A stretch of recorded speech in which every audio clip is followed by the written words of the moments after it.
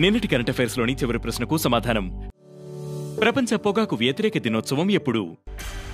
మే 31న ప్రపంచ ఆరోగ్య సంస్థ వరల్డ్ నో టొబాకో డేను నిర్వహిస్తుంది. పొగాకు వల్ల కలిగే హానిపై అవగాహన కల్పించేందుకు ఏటా WHO దీనిని నిర్వహిస్తుంది. 1988 నుంచి ఏప్రిల్ 7ను వరల్డ్ నో స్మోకింగ్ డేగా పరిగణించాలని మొదట వరల్డ్ హెల్త్ అసెంబ్లీ తీర్మానం ప్రవేశపెట్టింది.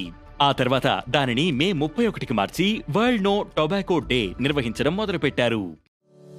ఇక మొదటిది 100% అక్షరాస్యత సాధించిన రాష్ట్రంగా గోవా.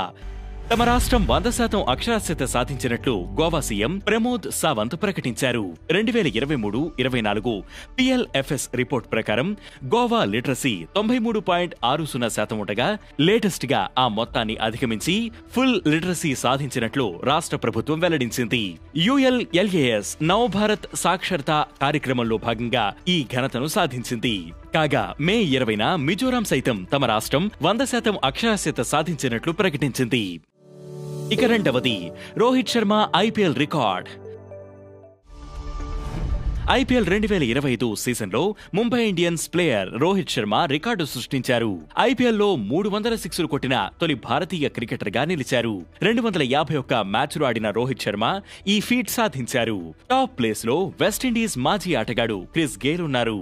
ఆయన 142 మ్యాచ్ల్లోనే 357 సిక్సులు బాదారు.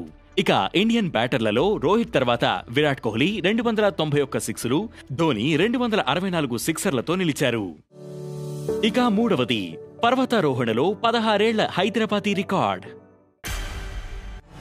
హైదరాబాద్ కు చెందిన 16 ఏళ్ల పడకంటి విశ్వనాథ్ కార్తికేయ అరుదైన ఘనత సాధించారు.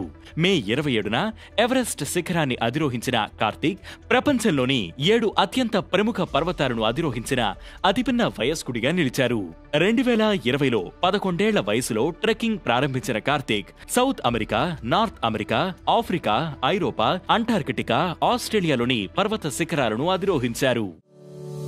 ఇక నాలుగవది భారత్లో తొలి విస్టాడోమ్ జంగల్ సఫారీ ట్రైన్ ప్రారంభం. భారత్లోని తొలి విస్టాడోమ్ జంగల్ సఫారీ ట్రైన్ ఇటీవల యూపీలో ప్రారంభమైంది. బిచియా నుంచి మైలానీ మధ్య ఈ రైలు నడుస్తుంది.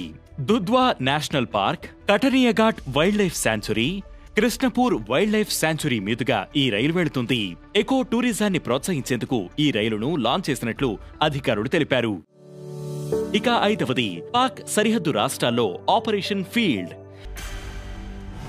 పాకిస్తాన్ సరిహద్దు రాష్ట్రాలు, కేంద్రపాలిత ప్రాంతాల్లో ఈరోజు కేంద్రం ఆపరేషన్ ఫీల్డ్ పేరుతో పెద్ద ఎత్తున సివిల్ డిఫెన్స్ మాక్ డ్రిల్ నిర్వహించింది. పంజాబ్, రాజస్థాన్, గుజరాత్, హర్యానాతో పాటు జమ్మూ కశ్మీర్, చండీగఢ్లోనూ కేంద్రం ఈ డ్రిల్స్ నిర్వహించింది.